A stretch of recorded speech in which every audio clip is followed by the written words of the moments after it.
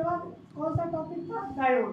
तो इसमें आपको दिखा देना है जो यहाँ डायोड है जो कि 0.3 वोल्ट डीसी लेता है।